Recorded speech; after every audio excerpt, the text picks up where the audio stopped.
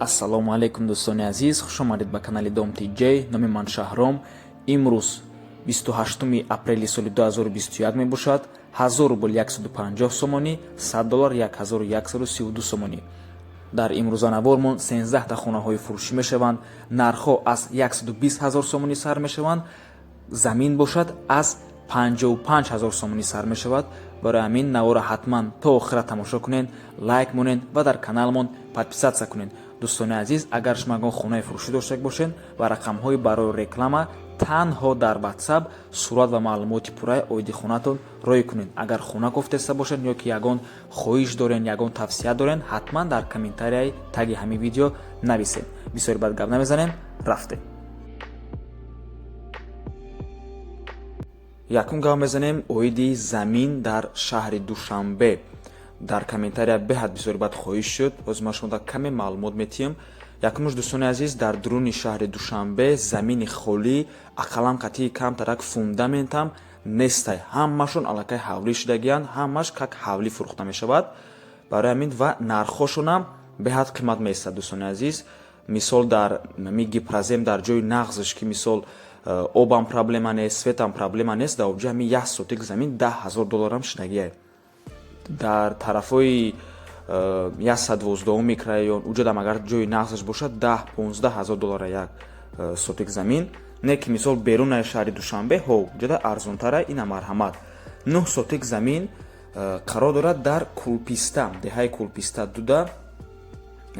об свет ҳаст мега соҳиби ҳамин хона, не ки дурӯғ мега ба фикрам, барои он ки и Кулписта худаш дар мун тарафҳои кӯҳҳояд. дӯстони азиз, ҳамин мерай то пеши таксиҳои хуҷанда то баданасоса аву субҳ мерай деҳаи Гулдана мешава ба деҳаи Кулписта. хеле ай Душанбе дурай. иҷа ҳамин мутаассифона свет обуш проблемая чиба ки иҷа кӯҳай.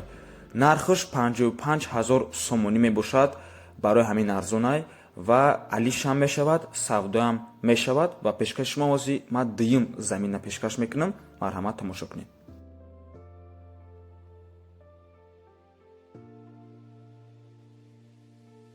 марҳамат, ҳамун дуюм замин 4 сотик замин мебошад. дар поёни корвон назди пост бо аз пост 1,5 километр дасти рост дур мерай. и хела дура аз шаҳри Душанбе. нархаш 120,000 сомонӣ, савдоам мешавад ва ба мошинам алиш мекунанд. ҳамин замин, ҳамин территория просто як хубӣ дорад ки об ҳаста, ҷода об гузарондагиянд, обуш уқа проблема нест.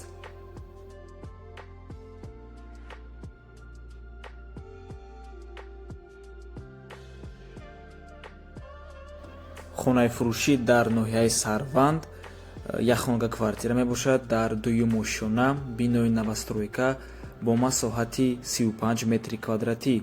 хона бо ремонт мебошад, бо кондитсионер термекс таъмин мебошад. сабаби фурӯхтанаш ба дигар ҷои кӯчидан аст. ҳамсояҳои хуб доранд. мактаб, садик, парк, бозори марказӣ дар назди хона мебошад. хона дар лаби роҳи централе қарор дорад. нархаш 120,000 сомонӣ ва агар дар шаҳри Бохтар яъне Корғонтепаи аввала дуҳуҷрага хона дошта бошед, иваз мекунанд ва бо болои сум метиҳанд соҳиби ҳамин хона.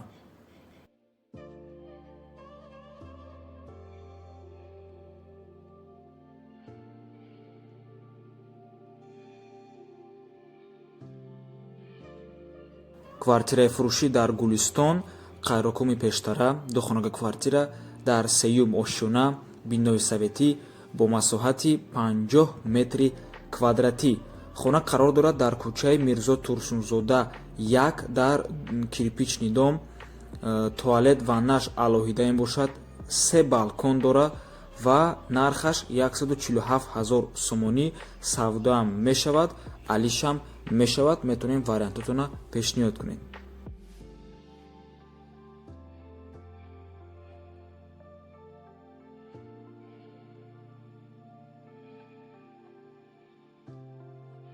хонаи фурӯшӣ дар шаҳри Душанбе, сехонага квартира дар сеюм ошёна, бинои новостройка бо масоҳати 75 метри квадратӣ. дом худаш аз 4 ошёна иборат аст. 400 метр аймости 46 дурай, яъне дар 46 микрорайон қарор дорад. Канализатсияи городской дора, потолокош то 32 метрай, ванна ва туалеташ алоҳида, ремонт надора, коробкаяй евромонтаж кардагианша ва дом техпаспорт дорад. Одамо аллакай зиндагӣ кардестанд, метавонем ба ҳазур ремонта сар кунем. Нархаш 299 000 сомонӣ, дигар савдо намешавад, нархи охирон шай. ва дӯстони азиз, ҳамқа мегӯем ки 46 микрорайон беҳад микрорайони хубай, барои ҳамин нархи хонаҳо дар ҳамин территория баландтаракай. лекин мо якта хона ёфтагием ки қариб ки 2 баробар аз нархи ҳамин хона арзонтарай дар 46 микрорайоне. тамошо кардан гирем, ҳозир камтар пас нишонаш медем.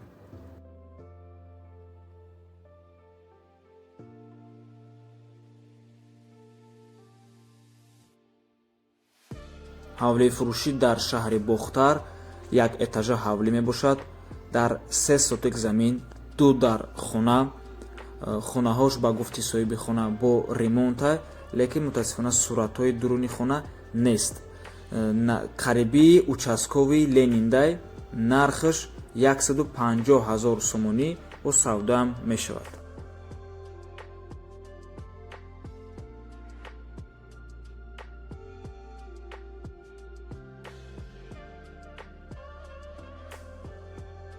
квартираи фурӯшӣ дар шаҳри Бохтар, як хонага квартира дар 3-ум ошёна, бинои советӣ бо масоҳати 32 метри квадратӣ қарор аст дар Баҳор, шаҳри Хуҷанд.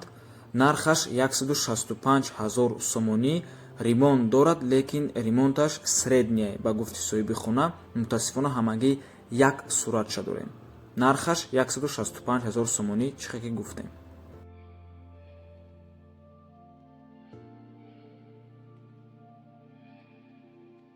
ина марҳамат дӯстони азиз, дуюм хонаи фурӯшӣ аз 46 микрорайон, 2 хонага квартира мебошад дар 4-ум ошёна, бинои новостройка бо масоҳати 55 метри квадратӣ қарор аст, чихе ки гуфтем, дар 46 микрорайон, дар ҳамун доми новостройка 4 этажа ки канализатсияи шаҳрӣ дорад ва 400 метр аз мости 46 дурай.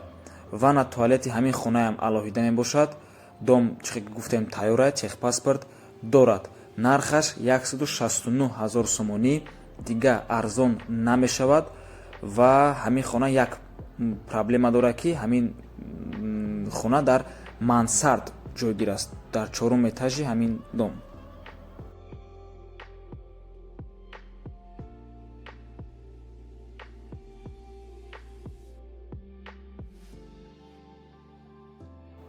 хонаи фурӯшӣ дар ноҳияи Қабодиён, 3 хонага квартира дар 2-ум ошёна, бинои советӣ бо масоҳати 62 метри квадратӣ. хона дар бывши общежит ҷойгир аст. замин дора, туалет, душ, бозори марказӣ наздик. хона евроремонт кардагиай, қоидавӣ. не ки дӯстони азиз, аз суратош маълумае ки ягон евроремонт надора, максимум ами средний ремонтай. мегириш зиндагӣ мекунӣ, ба гуфти соҳиби хона, фақат срочна сум дар корай мега. нархаш 180 000 сомонӣ.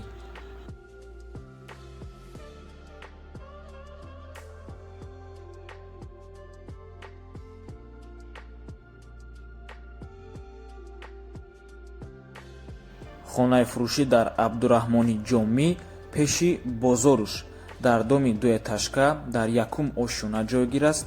4 дар хона дорад, 2таш калонай, 2таи дигаш майда, бо плюс балкон ва калидор дорад. нархаш 15 000 $, бо арзонам мешавад. сомонӣ ва рубл дар рӯи экранай. марҳамат дӯстони азиз, аз номи канали Дом Тиҷей гап занем, иншоаллоҳ савдои хуб мешавад.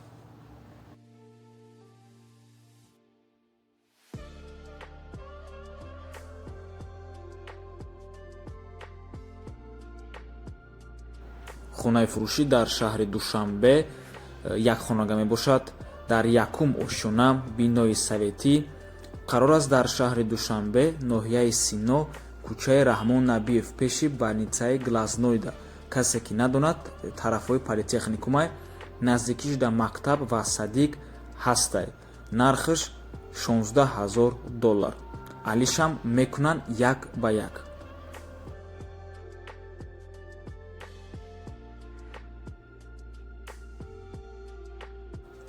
хонаи фурӯшӣ дар ноҳияи Данғара, кӯчаи Турсунзода.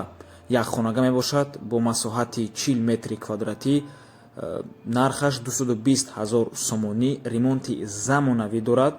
рақамҳои соҳиби хона дар рӯи экранай. марҳамат дӯстони азиз, дом худаш 9 этажа мебошад. документош 100%, 2 лифт дора. свет обуш ҳамавақта ҳастай.